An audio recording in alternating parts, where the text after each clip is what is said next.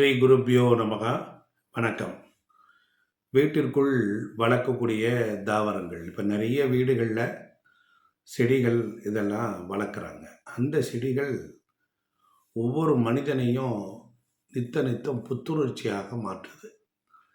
பெரும்பாலும் வீட்டுக்குள்ளே indoor plants அப்படின்னு பார்த்தீங்கன்னா மாடிப்படிக்கிட்ட வச்சுருப்பாங்க, வாசலுக்கு 2 பக்கம் வச்சுருப்பாங்க, டைனிங் டேபிள் கிட்ட வச்சுருப்பாங்க, இப்படி ஷோகேஸ் ஆட்டம் வச்சுருப்பாங்க. அந்த செடிகளை எல்லாம் பாருங்கள், வீட்டுக்குள்ளே மட்டும் வளரும். நல்ல ஒரு வெளிச்சம், நல்ல காற்றோட்டம், கொஞ்சம் நீர் வசதி இவைகள்லாம் இருந்தால் வீடுகளுக்குள்ளார நிறைய செடிகள் வளருது.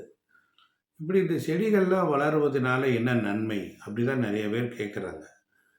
அப்போ ஒரு வீட்டுக்கு தாவரங்களில் ஒரு 7 விதமான ஆரோக்கிய நன்மைகள் அங்கே இருக்குது. இப்போ வீட்டுக்குள்ளார இந்த செடிகள்லாம் வளர்க்குறனால நம்ம மனநிலையை மேம்படுத்திக்கிட்டே இருக்கோம். மைண்டு டிப்ரெஷனில் இருந்து நம்மளே அதை பாதுகாத்துக்கிட்டே இருக்கும். நம்ம வெளிவிடுகிற நச்சுத்தன்மை, கெட்ட எண்ணங்கள் எல்லாத்தையும் அதை ரிசீவ் பண்ணிக்கிறோம். அது உடனே ப்ரெசண்ட்டாக நமக்கு ஒரு பாசிட்டிவ் பிராணனை கொடுக்கும். அது மட்டும் இல்லாமல் சில நேரங்களில் வீடுகளில் ரொம்ப டயர்டாகிடுவாங்க, மனதளவில் டயர்டாவாங்க, உடல் அளவுலேயும் சோர்வு அடைவாங்க. அந்த சோர்வையெல்லாம் குறைச்சிரும். இதுதான் அங்கே இருக்கக்கூடிய ரகசியம். அப்புறம் மன அழுத்தம், டிப்ரெஷன், ஒரு பதட்டமான தன்மையிலே இருப்பாங்க. அந்த பதட்ட தன்மையெல்லாம் போக்கிறதுக்கு அந்த ஒரு சேர் போட்டிருப்பாங்க, இந்த செடிகள் இதெல்லாம் சேர்ந்து மனிதனுக்கு ஒரு ஒரு கூட பிறந்த நமக்கு எப்படி சொல்கிறது, ஒரு பிராணிக் ஜென்ரேட்டர் மாதிரி இருக்கும். அம்மாவோட மடியில் நம்ம படுத்திருந்தா எவ்வளவு சுகம் இருக்குமோ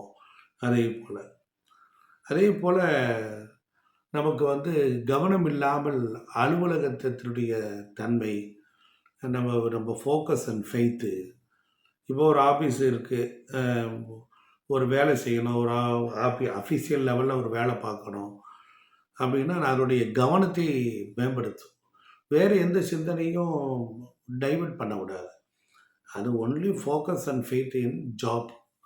வேலை விஷயத்தில் ரொம்ப கவனமாக நம்மளை சிந்திக்க விட்டு உங்களுக்கு வெளி உலகத்திலேருந்து நிறைய நல்ல விஷயங்களை கொடுக்கும். இதெல்லாம் செடிகள் செய்யுமான்னு கேட்டால் ஆச்சரியமாக தான் இருக்கும். அப்புறம் குணப்படுத்தக்கூடியது, அதே மாதிரி ஒரு வலி தாங்கும் திறனை அதிகரித்தல்.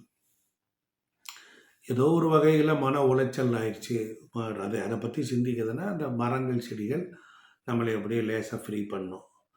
அது மட்டும் இல்லாமல் காற்று மண்டலத்தில் இருக்கக்கூடிய நச்சு சக்தியெல்லாம் போக்கி ஈத்தர் ஒளி அடுக்குகளில் இருக்கிறத சரி பண்ணும். சில நேரங்களில் வீடுகளில் ரொம்ப ட்ரையாக இருக்கும். அதெல்லாம் இல்லாமல் இந்த செடிகள் அவை விடுகின்ற பிராண சக்தியானது நமக்கு ஒரு உயிருக்கு ஒரு ஆற்றலை கொடுக்கும். அதே போல் வறண்ட காற்றுனால் ஏற்படக்கூடிய சரும வறட்சி, சுவாச நோய்களை எல்லாம் அதுவும் போக்குது. இப்படி 7 விதமான நன்மைகள் இருக்கிறது. பல வீட்டு தாவரங்கள் வீடுகளில், வீடு, பள்ளிக்கூடங்கள், அலுவலகங்களில் காற்றில் இருக்கக்கூடிய மாசுகளை எல்லாம் போக்கக்கூடியதாக இருக்குது. அப்புறம் செயற்கை பொருட்களில் இருக்கக்கூடிய ஃபார்மால்டிஹைட், பென்சீன், அப்புறம் ட்ரைக்ளோரா எத்திலீன் போன்ற நச்சு பொருட்கள் அது உறிஞ்சி இழுத்துக்கும். என்ன செய்யுதுன்னா சயின்ஸ் பிரகாரம் இந்த வேலையும் அது செய்யுது. அப்புறம் வர்ஜீனியா டெக்கில் நடத்தப்பட்ட ஒரு ஆய்வில் வீட்டு தாவரங்கள் உட்புறத்தில் இருக்கக்கூடிய தூசியை ஒரு 20% வரையிலும் குறைக்க முடியும் அப்படிங்கிற ஆய்வில் கண்டுபிடிச்சிருக்காங்க. அப்போ வீட்டு தாவரங்கள் திறமையான காற்று சுத்திகரிப்பு, எப்படி வாட்டர் ஃபில்டர் போல் இருக்கிற போல் நாம் சுவாசிக்கக்கூடிய வீடுகளில் இருக்கக்கூடிய காற்றெல்லாம் அதுவும் சுத்திப்படுத்துது அப்படின்னு வருது. அப்போ நாசாவில் இருக்கக்கூடிய ஆய்வுகளும் நமக்கு அதை ரொம்ப தெளிவாக சொல்கிறாங்க.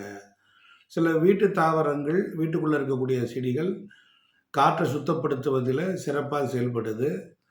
அதே போல் ஒரு 15லிருந்து 18 வகையான வீட்டு தாவரங்கள், செடிகள் அவை இருக்கிறது. எல்லாராலையும் வளர்க்க முடியாது. அதனால் யாரால் எந்த அளவுக்கு வளர்த்து கொள்ளலாம் அப்படிங்கிறதெல்லாம் ரொம்ப சிறப்பாக இருக்கும். இவைகள் எல்லாம் உங்களுக்கு ஒரு நன்மையை கண்டிப்பா தரும்.